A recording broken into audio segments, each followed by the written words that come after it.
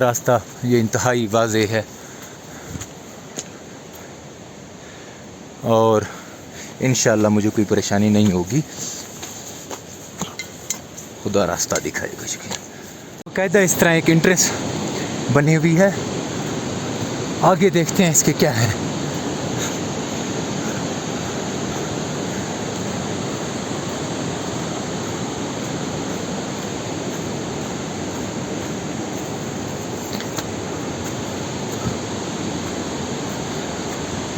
مجھے وہ برج مل گیا جس کا بھائی نے کہا تھا کہ آپ نے اس برج کو کراس کر کے دوسری سائڈ پہ ہونا ہے. انہوں نے کہا تھا کہ یہ ڈسٹینس تم 20 منٹ میں کور کرو گے، جبکہ میں نے یہ ڈسٹینس تقریباً 50 منٹس میں کور کیا ہے. اس کی ایک وجہ یہ ہے کہ میں نے کچھ ٹکا کے ناشتہ کر لیا تھا، اور تھوڑا زیادہ کھا کے ہمیشہ ٹریکنگ نہیں ہوتی اچھی.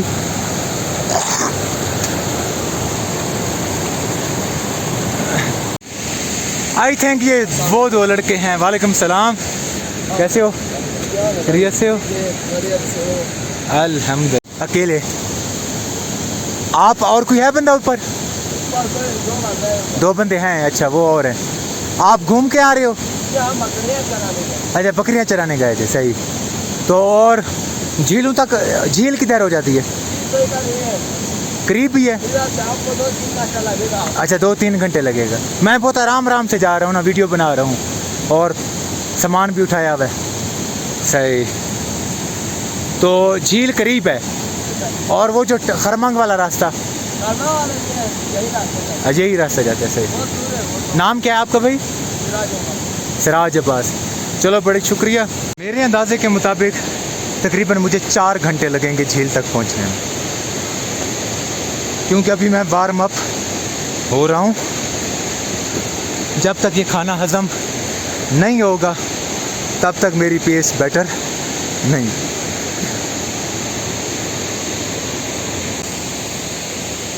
آرام کرنے کی غرض سے میں اس جگہ پر رکا ہوں. کچھ دیر یہیں آرام کروں گا اور پھر آرام سے جاؤں گا.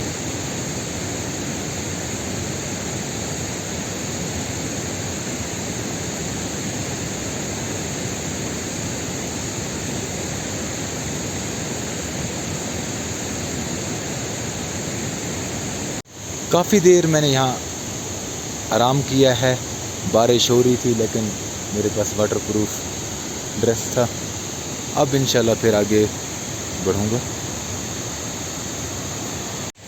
1.5 گھنٹہ آرام کرنے کے بعد دوبارہ میں اپنے ٹریک کا آغاز کر چکا ہوں. ہر سو بادل پھیلے ہوئے ہیں. ہلکی ہلکی بارش کبھی ہو جاتی ہے، اسی لیے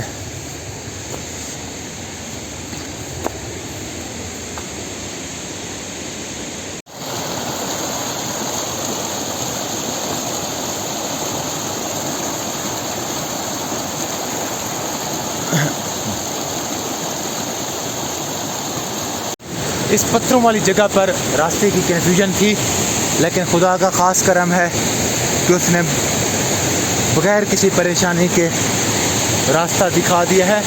یہ انڈیکیٹر مل گیا ہے جو اس چیز کو انڈیکیٹ کر رہا ہے کہ میں ٹھیک راستے. شوز میں یہاں چھوڑ کے جا رہا ہوں کیونکہ ان کی وجہ سے کچھ پیس خراب ہو رہی تھی.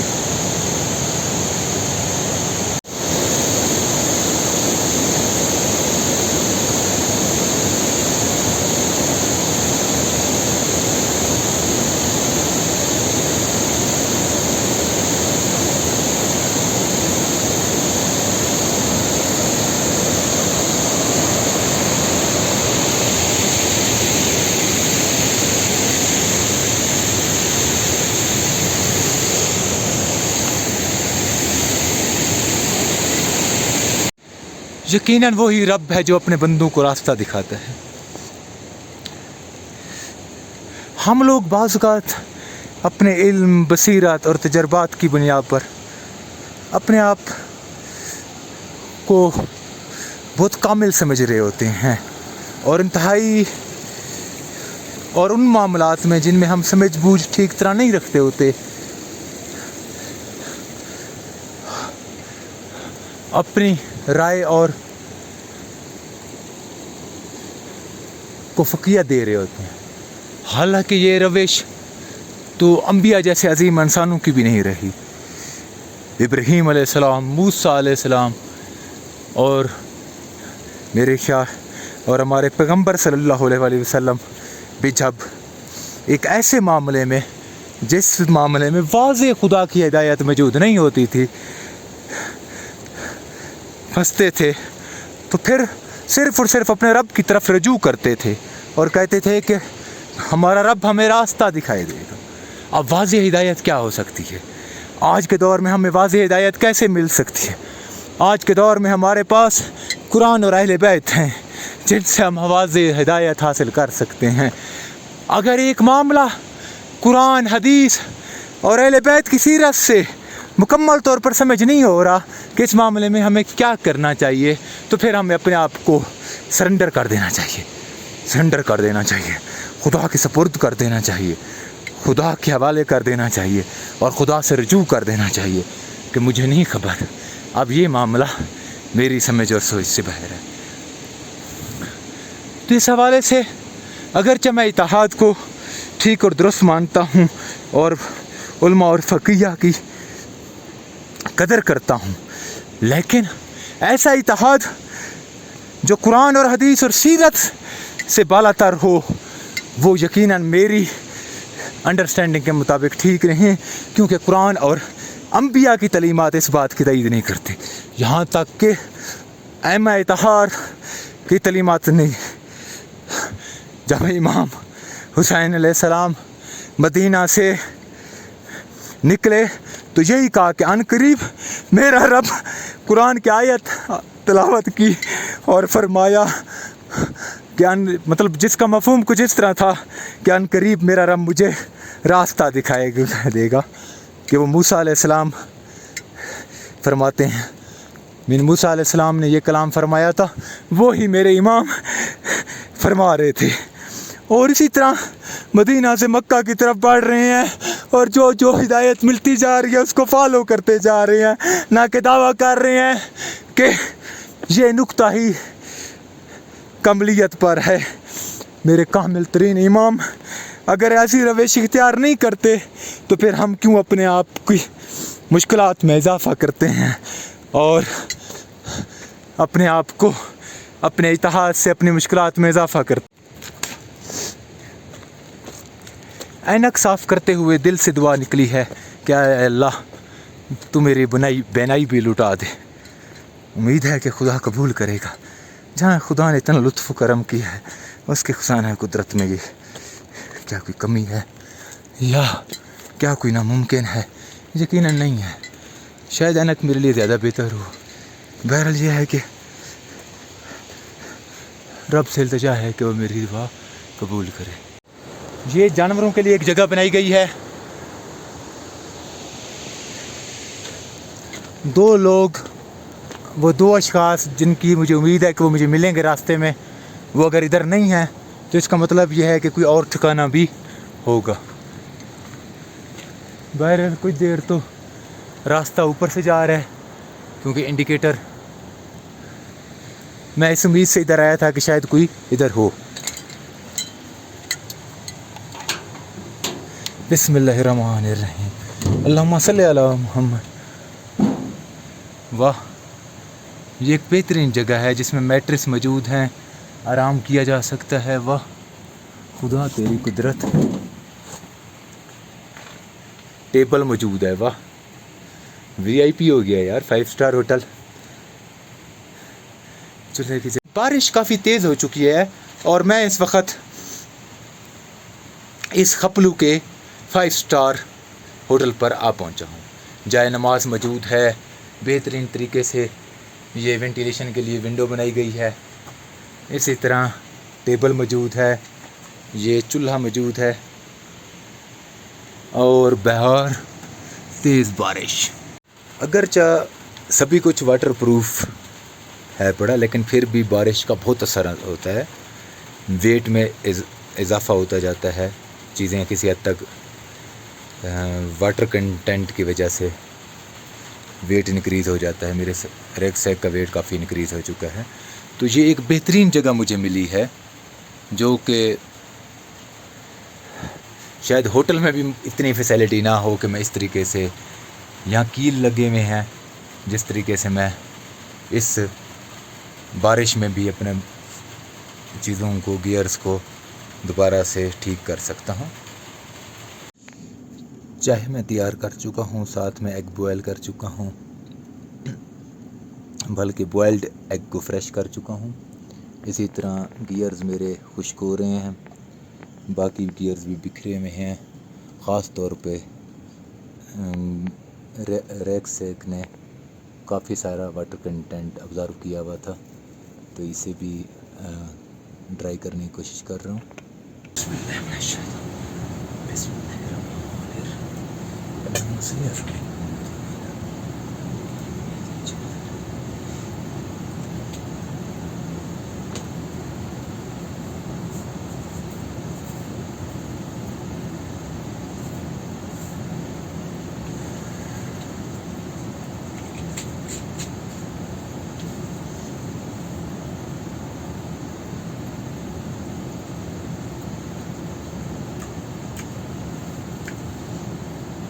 یا اللہ تیرا لاکھ لاکھ شکر ہے کہ تو نے اس طرح کی جگہ پر اتنا عظیم تر رزق عطا کیا۔ یقیناً اس کی قیمت ہے، اس کا مول نہیں لگایا جا سکتا۔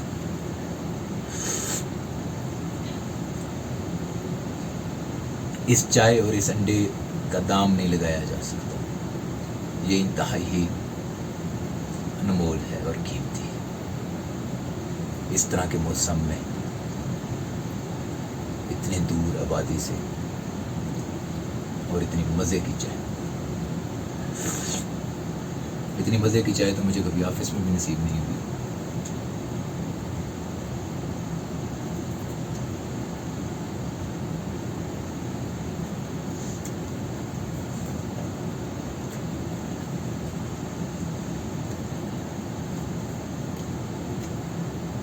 یا اللہ تیرا لاکھ لاکھ شکر۔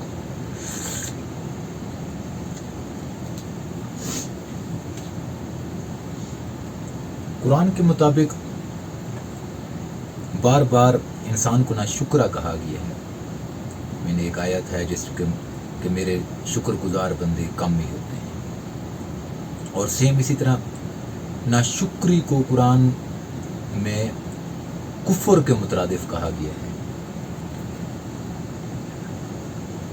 ہمارے پاس طرح طرح کی نعمتیں میسر ہوتی ہیں، لیکن ہم پھر بھی اپنے نفسانی خواہشوں یا آگے کی فکر کی خاطر ناشکری کا مظاہرہ کر رہے ہوتے ہیں۔ یہ عادت میں نے بھی بارہا آبزرو کیا ہے کہ میں خود ناشکری کر رہا ہوتا ہوں، گلے کر رہا ہوتا ہوں، یہ اس طرح چیز کیوں نہیں ہے، یہ اس طرح کیوں نہیں ہے، یونیورسٹی میں یہ چیزیں کیوں نہیں ہو رہی، گھر میں یہ اس طرح معاملات کیوں نہیں ہیں۔ یقیناً اس طرح راضی نہ رہنا بھی ناشکری کی ایک علامت ہے۔ اگر ہم شکر ادا کرنا شروع کر دیں تو یقین کریں دنیا زمین بہت وسیع و عریض ہے، اس میں کسی قسم کے رزق کی کمی نہیں، ہر سو رزق ہی رزق پھیلا ہوا ہے۔ وہی رب ہے جو حشرات کو، دنیا کی دیگر مخلوقات کو رزق عطا کرتا ہے، وہ یقیناً انسانوں کو بھی رزق عطا کر سکتا ہے۔ اپنی آنکھوں سے دیکھا ہے کہ جنگلوں میں بہترین قسم کا رزق میسر ہے۔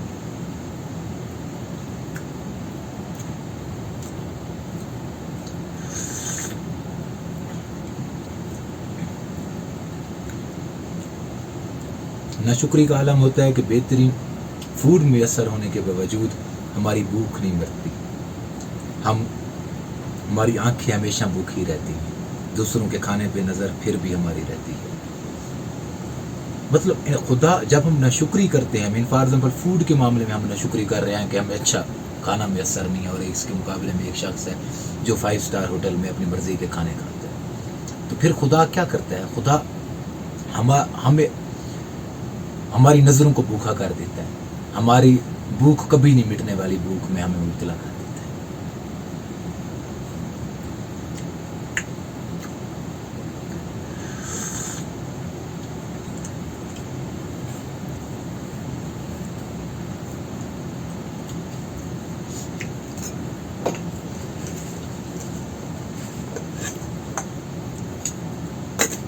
صرف ایک ایگ نہیں تھا، اور بھی ہیں، اور جو مزہ آ رہا ہے یقیناً مجھے دوسرا ایگ بھی پھر سے مطلب فریش کرنا پڑے گا، گرم کرنا پڑے گا کچھ پانی میں ڈال کر.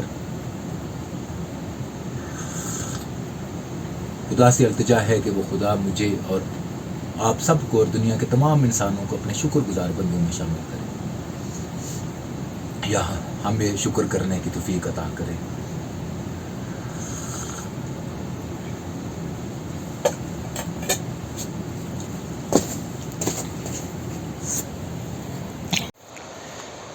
اپنا سامان دور مسجد میں چھوڑ کر میں آگے کی طرف بڑھ چکا ہوں. میرے خیال میں